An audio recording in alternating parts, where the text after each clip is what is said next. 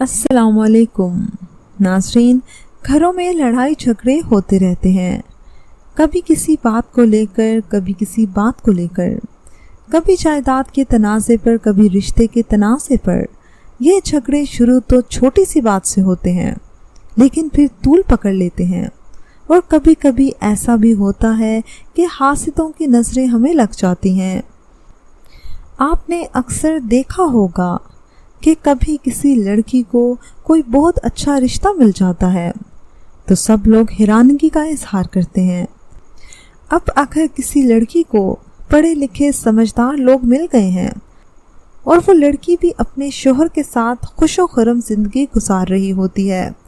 لیکن پھر نہ جانے ایسا کیا ہوتا ہے کہ دیکھتے ہی دیکھتے شوہر کا انداز بدلنا شروع ہو جاتا ہے یا گھر کے باقی لوگوں کا رویہ تبدیل ہو جاتا ہے۔ اس سلسلے میں کچھ احتیاط بھی ضروری ہوتی ہیں۔ ناظرین، علامہ ابن جوزی رحمۃ اللہ علیہ فرماتے ہیں، جس شخص پر اللہ تعالیٰ کی نعمتیں زیادہ ہوں، اس کے لیے مناسب یہ ہے کہ ان میں سے اتنی نعمتوں کا اظہار ہونے دے جتنی خود سے ظاہر ہو جائیں، ساری نعمتیں نہ کھول کر رکھ دے۔ اگرچہ نعمت اور دولت کے اظہار میں کوئی شک نہیں کہ بڑی لذت ہے، نعمتوں کا اظہار بہت بھلا معلوم ہوتا ہے، لیکن مشکل یہ ہے کہ جب اپنے ہی رشتہ داروں یا دوستوں کے سامنے اس کا اظہار کیا جاتا ہے تو اس سے اندرونی انتشار کا اندیشہ پیدا ہو سکتا ہے۔ اگر آپ کسی ایسے شخص کے سامنے اپنی چیزوں کی نمائش کرتے ہیں یا اپنے گھر والوں کی خوبیاں بیان کرتے ہیں جو آپ کو پسند نہیں کرتے، تو بہت حد تک ممکن ہے کہ آپ کو نظر لگ جائے گی۔ اس لیے جس قدر ہو سکے اپنے معاملات کو اپنے حاسدوں سے چھپا کر رکھیں۔ ناظرین، آپ نے اکثر دیکھا ہوگا کہ کچھ لوگوں کو اللہ پاک نے بے تحاشا رزق سے نوازا ہوتا ہے، ان کے گھروں میں اتفاق بھی ہوتا ہے، ان کی اولاد بھی نیک سیدھی راہ پر چل رہی ہوتی ہے، لیکن پھر ایسا ہوتا ہے کہ چند سالوں کے اندر اندر وہی لوگ آسمان سے زمین پر آ جاتے ہیں۔ اس کی کئی ایک وجوہات ہو سکتی ہیں، یا تو ان لوگوں نے کفران نعمت کیا ہوگا، یا ان لوگوں کو جو اللہ تعالیٰ نے عطا کیا انہوں نے اس کو آگے بانٹنے میں کوتاہی کی ہوگی اور ان چیزوں پر قبضہ کر کر بیٹھ گئے ہوں گے،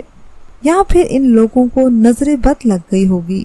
آپ نے بہت سے ایسے گھر بھی دیکھے ہوں گے کہ ایک گھر میں 4-5 بھائی بہت اتفاق سے رہ رہے ہوتے ہیں، یہاں تک کہ ان کی اولادیں جوان ہو جاتی ہیں، لیکن پھر اچانک سے ایسا ہوتا ہے کہ وہی بھائی جو بھائی پر جان دیتے تھے وہی ایک دوسرے کے جان کے دشمن بن جاتے ہیں۔ ناظرین، آج جو میں وظیفہ آپ کو بتاؤں گی، اس کو کرنے سے انشاءاللہ تعالی گھر میں آپ کے خاندان میں اتفاق پیدا ہو جائے گا اور دشمنی ختم ہو جائے گی۔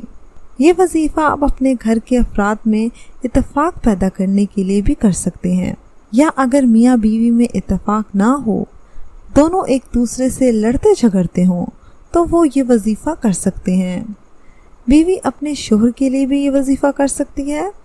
یا گھر کے کوئی بھی فرد ان کے لیے یہ عمل آپ کر سکتے ہیں۔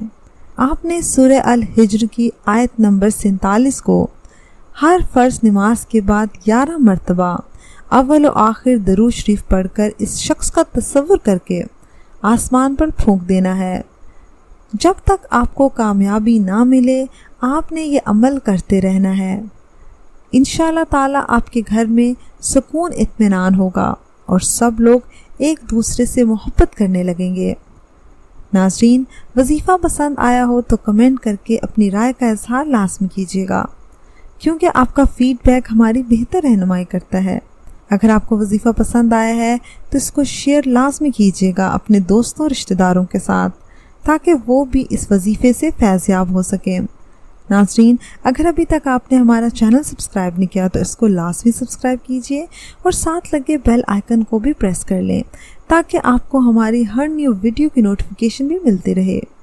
اگلے ویڈیو تک اجازت دیجیے، اللہ حافظ۔